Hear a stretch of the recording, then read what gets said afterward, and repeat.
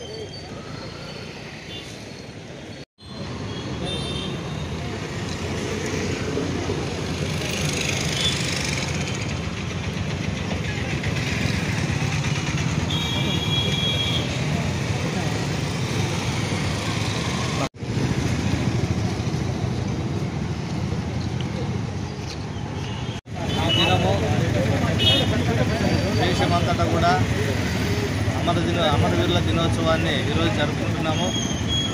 మన దేశ రక్షణలోనూ దేశాన్ని కాపాడడంలోనూ శత్రు దేశముల నుంచి మన దేశంలోనికి కాకుండా పోరాట విషయంలో చాలామంది కూడా అమరవీరులు అయినందున వారిని స్మరణ చేసుకోవడం కోసం ఈ దినము 10,000 టౌన్ నందు 10,000 అర్బన్ పోలీసులు మరియు రూరల్ సర్కిల్కి సంబంధించినటువంటి స్టాఫ్ అందరం కలిసి అమరుల స్థూపానికి నివాళులర్పించడం జరిగింది.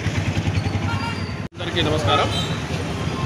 1959 సంవత్సరం అక్టోబర్ 21 తేదీన అంటే ఈ రోజున సియాచిన్ అనే ప్రాంతంలో హాట్ స్ప్రింగ్ ఏరియాలో చైనా దేశం నుంచి మన దేశంలోకి చొరబాటుతుంటే మన దేశ సైనికులు దాదాపుగా 10 మంది సైనికులు మన శత్రు దేశం నుంచి వచ్చే దాడిని ఎదుర్కొంటూ మన దేశంలోకి చొరబడకుండా వీరోచితంగా పోరాడి వాళ్ళ ధైర్య సాహసాలతో శత్రువులను నిలగట్టే ప్రయత్నం చేయడం జరిగింది.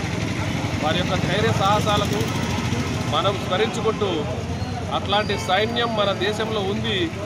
ఈ సైన్యం ప్రతిసారి శత్రు దేశాల నుండి కాపాడడానికి వీరోచితంగా పోరాడి అసూలు బారుతున్నారు.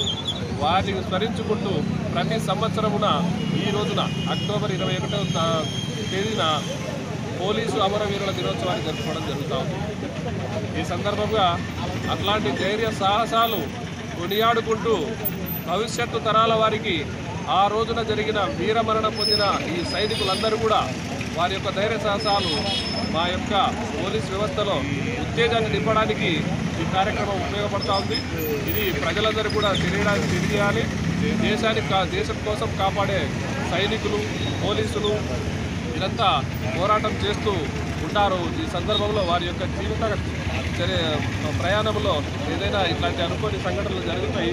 ఆ రోజున జరిగితే వాళ్లకు ప్రభుత్వం కూడా అండగా ఉండేందుకు ఈ రోజున ఏర్పాటు చేయడం జరిగింది.